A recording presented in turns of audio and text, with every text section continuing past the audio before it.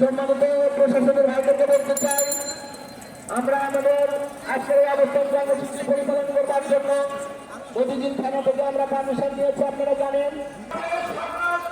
2 বছর পর পর প্রমোশন হয়, কিন্তু 12 বছরে আমার প্রমোশন হয়েছে একটা।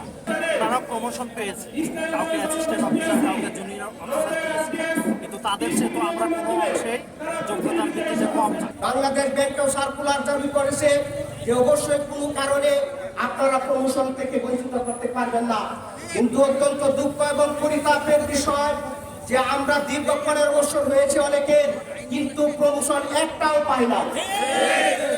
এই এমপ্লয়ীদের কষ্ট এবং ব্যাংকের তাদের অবদানের কথা মূল্যায়ন করে 2009 সালে ইসলামী ব্যাংক কর্তৃপক্ষ এই প্রকল্পের অফিসারদেরকে ব্যাংকের মূল ছাড়াই সদায়নের জন্য একটি সার্কুলার জারি করে সারা দেশ থেকে চরম বৈষম্যের শিকার এই অফিসারবৃন্দ এখানে আসতে না পারি, তার জন্য ব্যাংক প্রতিটি শাখায় অফিস অর্ডার করে আমাদেরকে শনিবারে ছুটির দিনে ব্যাংকের কাছে নিয়োজিত রাখার জন্য তারা চাপ প্রয়োগ করে।